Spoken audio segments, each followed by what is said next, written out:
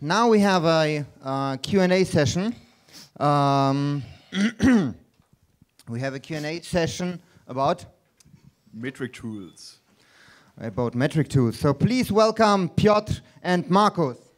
Hey.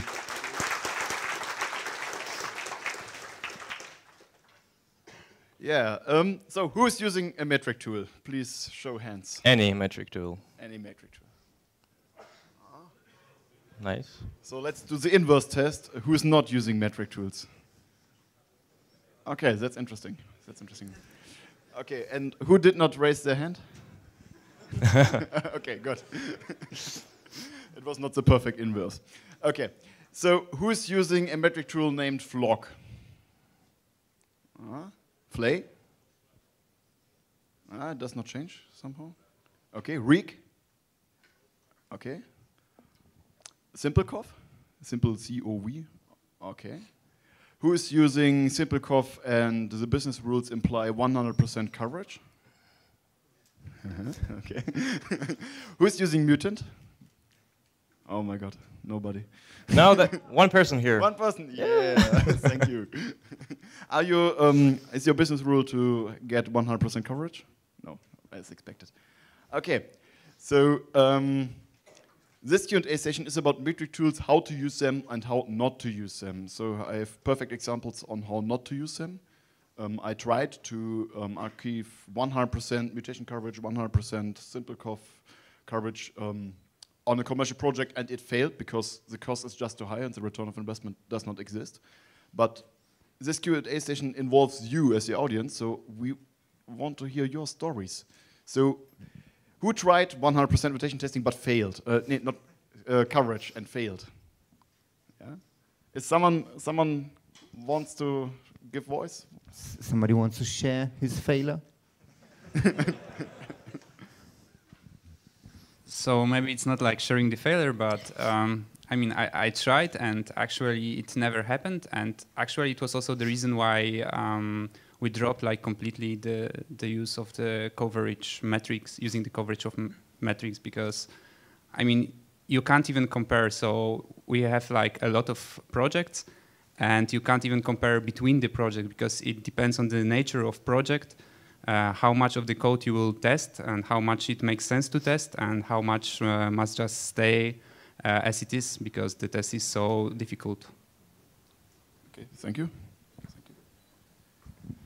Okay, who had ever a rejected pull request because of metric violations in a team?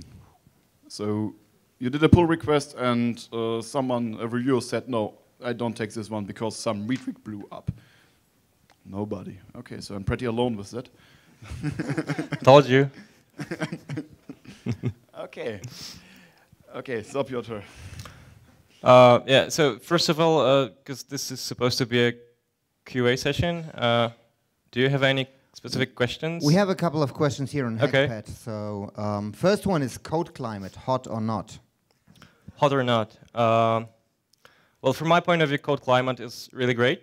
It's not super strict when it comes to the metrics, because we use metrics in our open source projects pretty drastically, with very, very hard to meet criteria. Code climate is actually pretty cool. I think that it's really easy to get to 4.0 score, which is decent. You can go better, but I think it's just a reasonable score. So for me, code climate right now, it's really great tool. I would probably suggest to use it always in Rails projects, especially in Rails projects, because it has this security monitoring as well as in libraries, open source libraries. But you can go hardcore with metrics, but that's a separate subject. So yeah, I think that code climate is great. I'm using it for everything. So for me, I have a different experience with code climate because basically it doesn't give me that much. It's where it perfectly excels is giving the client a little bit of notion about difference in software development strategies. So clients cannot consume a Flay score, Flock score, or even line coverage score. But they can consume red, green, and yellow. So it's really easy to tell them, stare at this code, it's still green, so it's better than code which is yellow. So it makes it explainable. That's where it excels in perfectly, in my opinion. So if you're using a commercial project, I think it's even more viable, or more. I would suggest to use it on a commercial project to just show progress on client. If a client ever tells you, oh, why you wasted 2 weeks of your development cycle to improve code quality, it worked before, it works now, what's the difference? Code Climate can help you here really well. And I use it for that reason. Okay, so next question is how to interpret metrics. That obviously depends on the specific metric. I can tell you my story basically in order to try to explain, answer this question. So I started using metrics years ago. I don't even remember when exactly I started. I started with something called Metric Foo. It was a gem that shipped few rake tasks and makes it easier to generate some graphs and things like that using different metric tools like Flock and Reek and things like that. So I started experimenting with this. I was like, okay, that's cool, but I never really paid much attention to it. So I usually got excited with some project and then just dropped it. But at some point, I started actually using metrics on a daily basis, and I got really into it.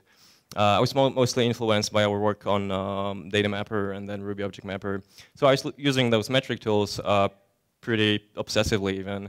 And I was so focused on the scores, on basically reaching great score in everything and doing constant refactorings. And at some point, I realized that my focus is on refactoring all the time, constantly, like trying to find the best way of writing this specific 3 lines of code. Maybe I could turn it into 2 lines of code and make the Flock score better, right? I was like, okay, but that's not the reason why I'm doing this, right? So I think that when it comes to metrics, you should understand when you're done with the experimentation. So you start writing something, and it's in 99% of the cases, it's experimentation. You're experimenting. You're trying to explore some specific domain. And if you start with code metrics immediately, you will waste time. You will waste a lot of time. And that's cool from like educational point of view. You will learn a lot about specific code smells, about specific refactoring strategies. It's a great learning experience. But if you want to just get shit done, then, well, I would think at least twice about using metrics right from the start. So I think that you have like 2 phases when building software. There's some pretty long phase of experimentation, and then things start to settle down. And I think that this point is, it's a good moment to start looking into code quality using metrics. So then, when you start doing that, you shouldn't be also too focused on the numbers, and obviously line coverage, test coverage is like the most typical example. If you're pushing code in order to get 100%, you're doing it wrong. You should just have 100%. Like it should be the outcome of your awesome TDD practices, right? But that doesn't happen always. For example, with every line of code comes cost, right? Maintenance cost, you spend time on it. So you have to think about the benefits and the costs, and you need to find the right balance. So if you're stuck chasing numbers, you're going to waste a lot of time.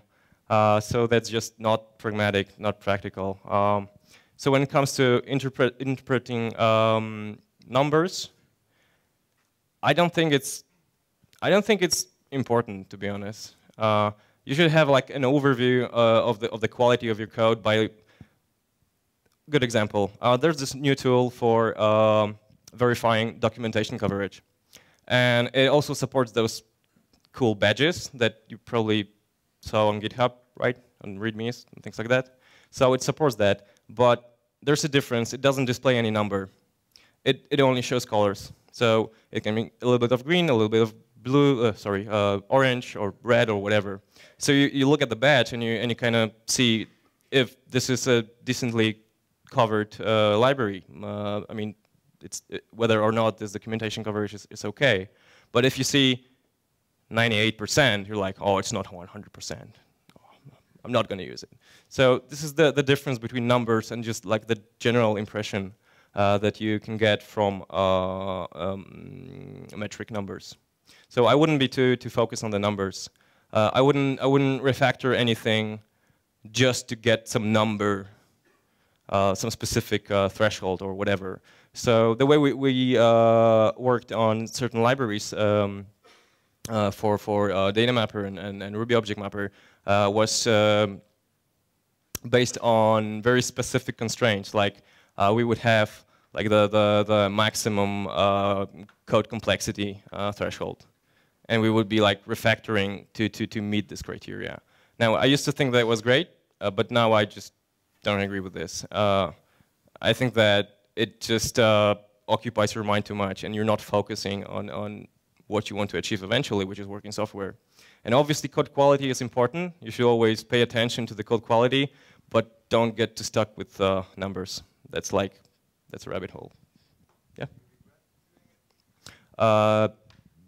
I don't regret, like from my egoistic point of view, I don't, because I've learned a lot, seriously.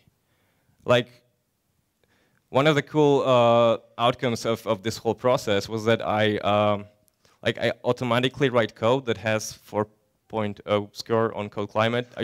I learned to write clean code that's simple. I'm unable to write a super complicated method. My brain no longer works like that. I will not do that by default. I will not do that. And I found that cool, but it was a long process. So depending on how you look at it, for me that was great. For the project that I worked on, not so much because it took so much time. So yeah. I have another question. I just have to mention I don't fully agree. Yeah, he doesn't. That's why we're here. Okay. So my question is, can metrics be improved by using Java? No comments. just kidding. I've got a serious question. No, so I have this question because I believe that the thing that Code Climate gets right is not even the gradients or the GPA. I think it's the focus on trends. So like my question is, what do you guys think about this approach that it really doesn't matter what your flog, your flay score, anything is. All that really matters is that with every commit, you don't make the code worse. And hopefully with the Boy Scout rule, you make it a little better. Exactly. Yeah, I fully agree. Yeah. Actually, I forgot to mention that. The trend is super important. Like when you display some graph or something, if you see that it's getting better, that's great. Yeah, but if it's getting like, whoa, then whoa, no. Yeah, but except for Code Climate, nobody's doing it.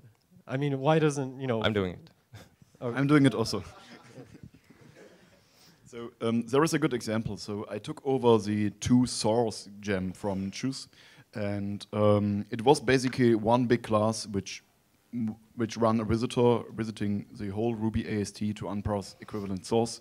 It's a component which got totally reshaped in the meantime in another project called unparser. But when I took over that 2 source thing, I was somehow how to continue. So I just fired up some metric tools and found, oh my god, this looks horrible on Code Climate. And I won't blame the original also just because it was a proof of concept, not something which was meant to be ultra stable.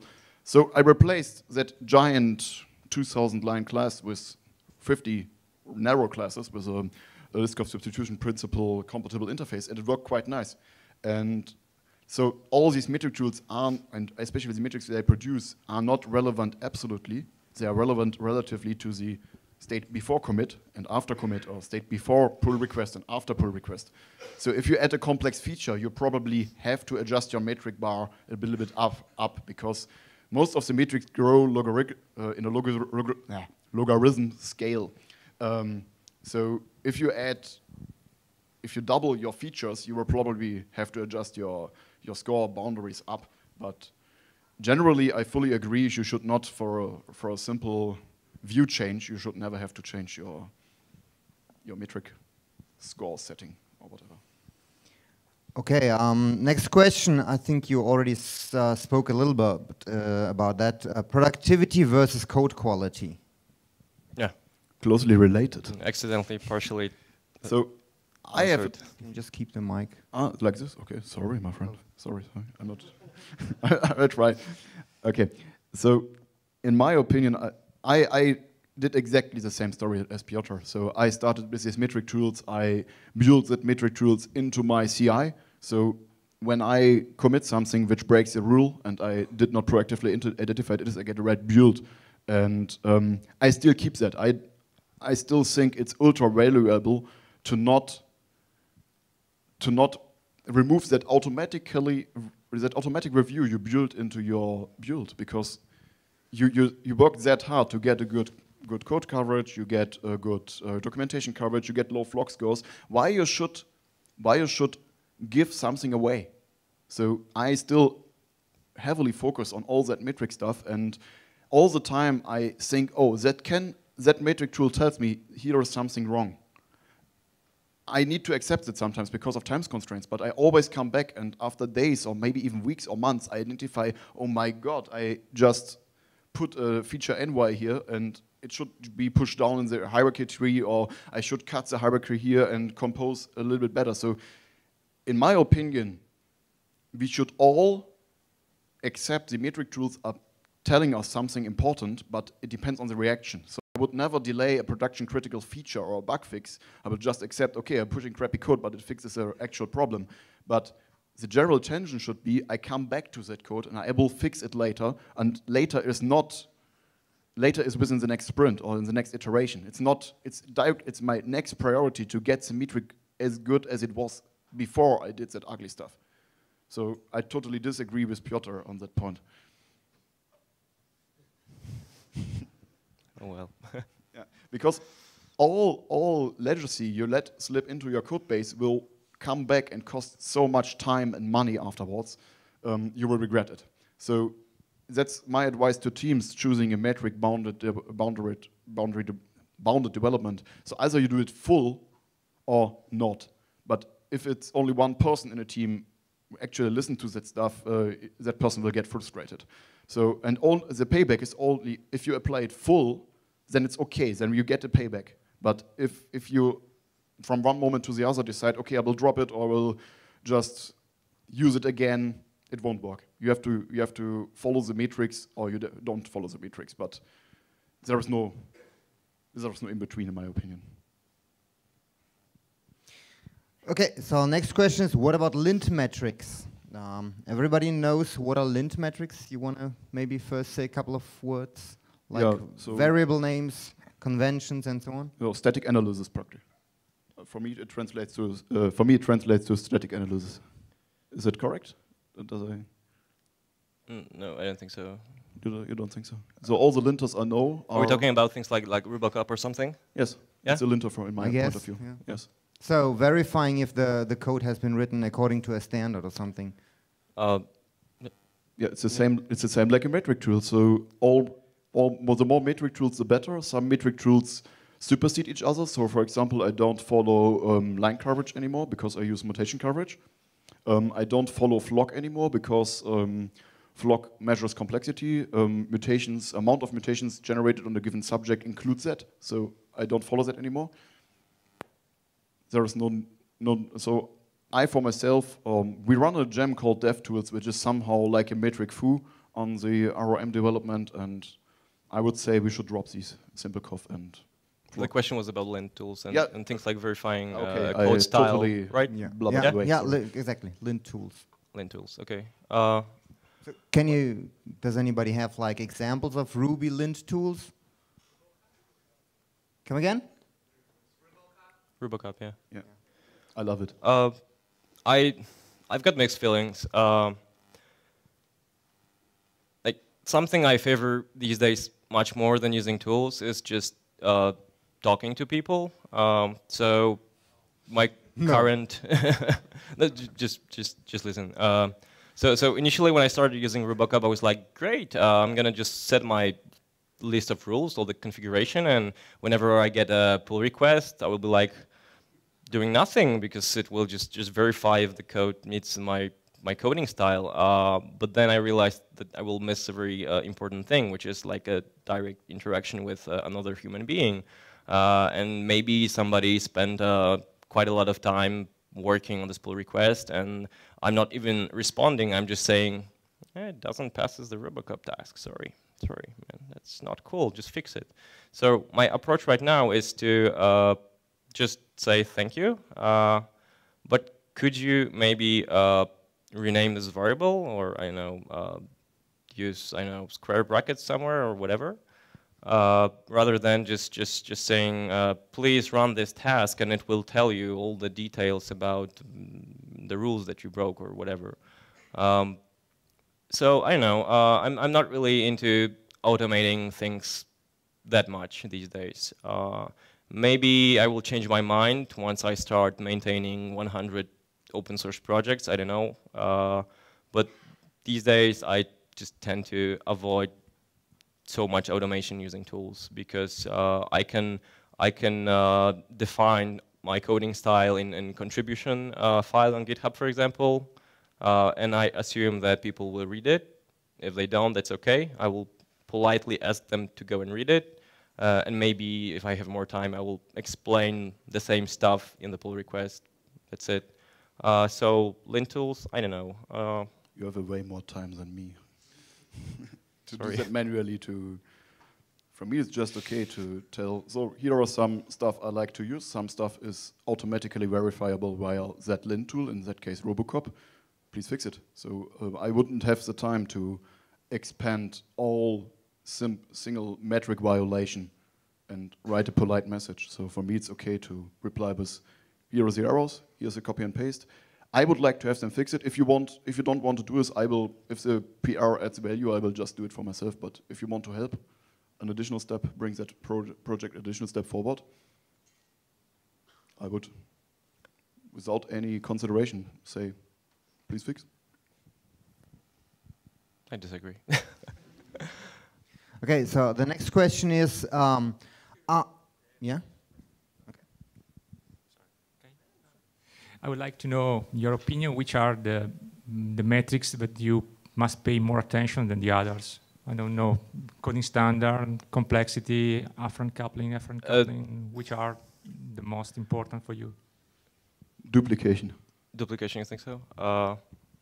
Yeah, I think, yeah, complexity and duplication probably, yeah. For me it's duplication and mutation coverage, but I'm biased, so. Obviously. I think that also probably finding individual code smells that's tricky. I think that tools that find specific code smells are very useful, but you shouldn't be refactoring things immediately, prematurely. But I do think it's important to be able to see the code smells and be able to identify them. And tools that do that for you will teach you that. So I think that tools finding code smells are important as well. So in my opinion, what I like to do is when a tool identifies new code smell, I notify the whole team and we discuss, is this available to fix it now or later? But I work with teams where it's really, where we all accepted that, okay, we will ship high quality code in sense of that tool doesn't complain. So sometimes the tools are quite suboptimal and we need to fix the tools. That was one of the main reasons I wrote Mutant. So in my opinion, code is communication to the future. So if I write code now, people have to deal with that crap I create. So I should be as proactive as I can to deliver stuff that can be maintained in the future when I leave the project, which can happen and will happen and had happened. I got a question. So we're talking mostly about static analysis metrics and Mutant, which is sort of like a runtime kind of metric. Are there any kinds of other metrics that maybe you would like to see? Like I can sort of imagine maybe New Relic would be sort of a profiling metric that you can sort of trend, or maybe there's something that sort of keeps running in runtime and building a dependency graph of maybe how complex your application is? I mean, are there other things that you can imagine like that? Yeah, I would like to have a mode where I can see specific types of arguments I put into a method. So because we are on a typeless language in Ruby, I would love to have a mode where I can see, okay, this method gets called with a string, with an array, with a hash, and at neuralgic points where I only think it will only get a string passed, and the insight into that runtime metrics will be interesting. Okay, so the next question is whether metrics can be misleading, so that you code against metrics, but your app still is crap. Well, that's radical. Metrics can be misleading, definitely. So common sense is important here. But it comes with time, like you learn how to skip certain things. So yeah, tools are, well, brainless, right? Those are just tools. So yeah, they can be misleading. They can point you into definitely wrong direction. So yeah, that's the answer. I agree here because I have finally. Finally. I have misleading metrics too on my unparser project. It's only 20% mutation covered. It's a part of Mutant. And the biggest problem here is not that it's not mutation covered, it's that Mutant is not able to mutation cover it because it's a tricky domain to mutation cover, and I need to build more features to the metric tool to get it to a good coverage. So the most time metric tools are misleading, it's when you apply a metric tool that's not suited to the job of that domain, my opinion. Okay, next question is, what is the best metrics to present to your manager? Code climate? Working software. Better one. With the revenue. The best one, yeah. Okay. So I have a question. What metrics would you use to explain to the client that the code needs refactoring? He has to spend resources on changing the code that doesn't change anything in the app. Depends on the client. So he's cheap. So depends on the knowledge of the client. How often he ran on a death march already. How often he was bit by bad code and realized it was the code. So it depends where you have to take the client, where the client is mentally currently. There is no universal rule. I would like to have one. Yeah, the velocity, you can also do really fast changes to crap. So. Okay. Yeah, I think we already mentioned that colors are cool. So look, it's all red. We got to make it green. Green is better. You know, it will calm you down. So yeah, but not numbers and not details. Like we got to refactor everything because it's full of feature envy. You know. You don't know what that is? Oh, okay. So yeah, colors. So, but what then if the manager says, so you built that crap, now fix it? You know, I mean. Oh, I wouldn't make crap. So why is it all red? Somebody did that. Wasn't me. No, but honestly, this happened. I mean, building software is complex, right? So there are lots of reasons why you might end up with crappy code, like deadlines, for example. No way. Really? Missing requirements, inconsistent requirements.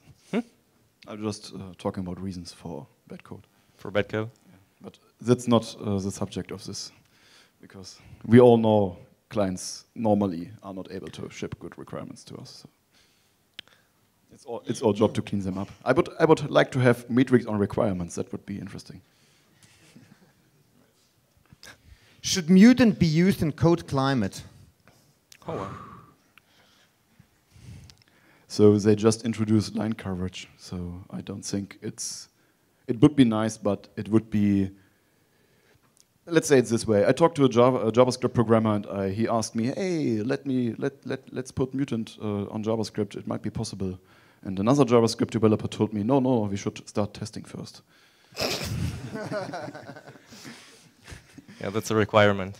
Yeah, so I think it's not a general purpose tool, and it needs lots of education to be applied right. So I don't suggest you should try on every project run Mutant on the whole code base.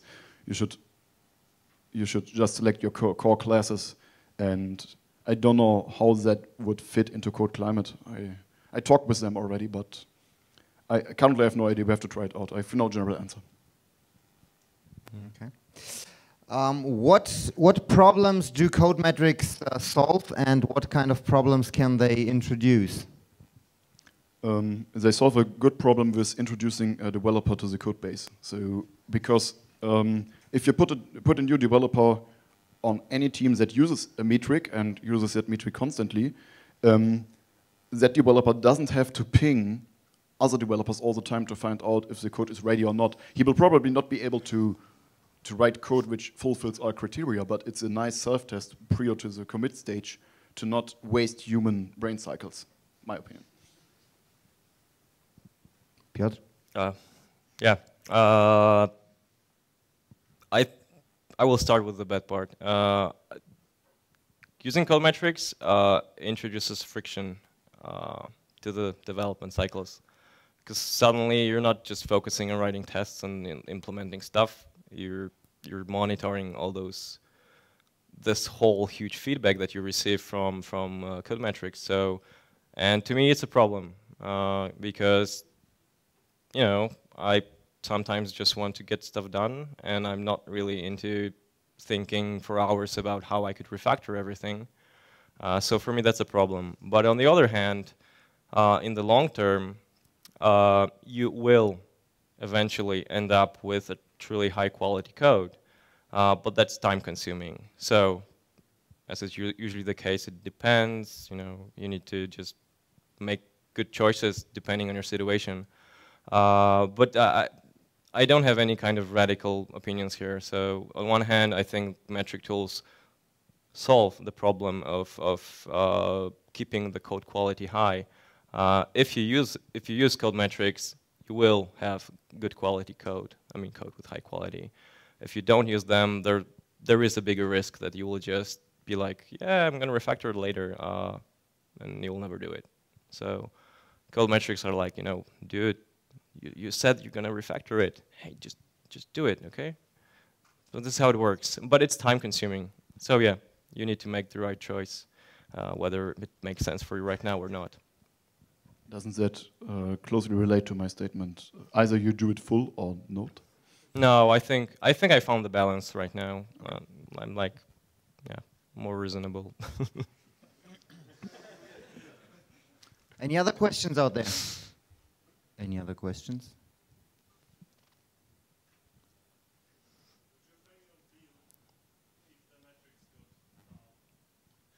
Let it say synchronously. He asked if you should fail a build if it violates a metric constraint. 1, 2, 3. Yes. No. No. Really,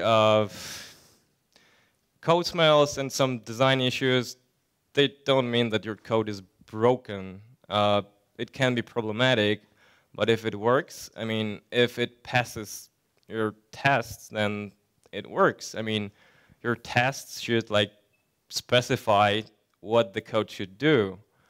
And even though it might not handle all of the edge cases, if it works according to your task, then it works. It's fine, it's great, it should be green on the CI.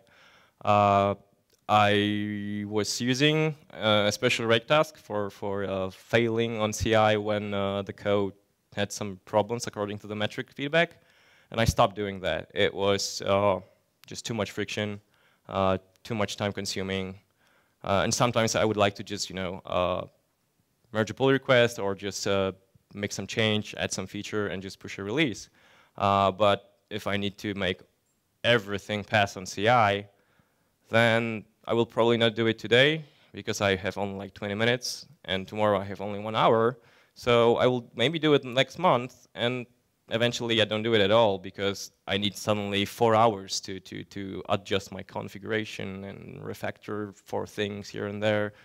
So Isn't that a sign of inflexible tools? Probably. Yeah. Yeah. So, in my opinion, you should fail the build because on a team that chooses, we are doing metric-bounded development. So for me, it's not okay. For me, it's totally okay to fail a feature branch because we want to know if we pull that into master. Master is a communication to the future. We will have a problem there, and we can actively decide. Okay, we raise the bar here. We just ignore whatever we just okay. Our coverage assumption or expectation is not 100%. It's now 99.5%. Okay, but that should be an explicit decision and not something which just leaks into your code, and later some product manager calls you, hey, I have a nice graph here, and they will use the graphs, they love graphs, where you just introduced a drop. Why? Because. So in my opinion, it should be explicit. If you have a red build on metrics, adjust the metrics or adjust the code. Any other questions?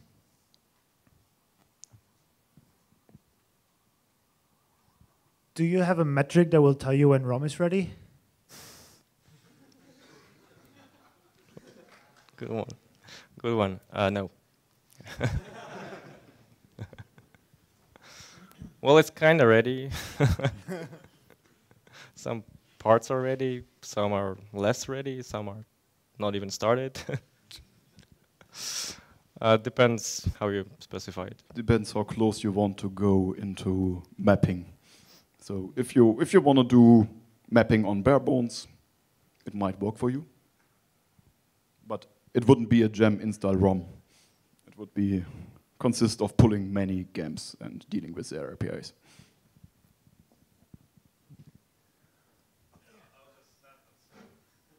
Be loud.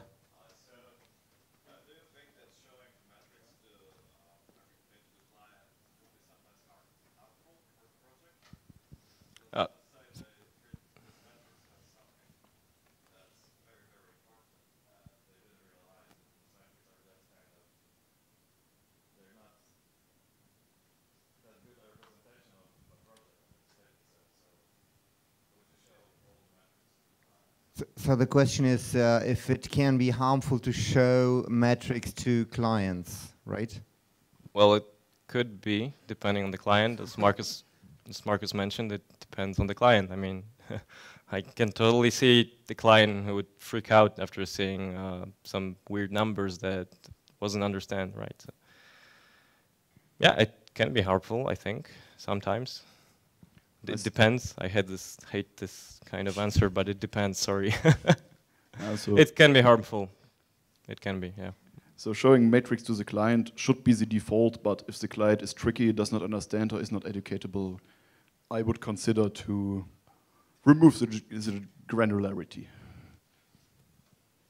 Okay, so we got a new question in the meanwhile. Is the bad code metrics trend a sign of performance issues on production in the future?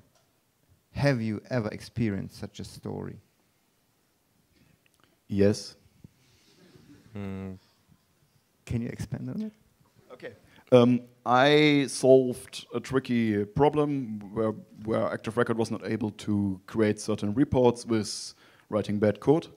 But that was only the workaround. 3 weeks later, I identified how to do it with a part which was built on top of something more suited to represent creating reports. So, in my opinion, a bad metric sign for performance is basically a need for getting in contact with someone who knows to do the job better. And I did that, and it worked for me. Any other last question? Okay. So maybe you have some takeaway like that you want to share regarding metrics for all of us? Think while using. Yeah, well, we should think in general. Yeah, but you should not blindly apply metrics, and it should be an explicit decision. So, if you're not familiar with metrics, or if you are, but you would like to learn more, I would encourage you to dig into the subject. As I said, like from my point of view, it was a great learning experience. I'm pretty more confident when writing code these days, and I'm pretty sure it's thanks to code metrics. But as I said, be careful with that, and don't get stuck with the numbers. Just don't. Okay, thanks Markus, thanks Piotr. Thanks.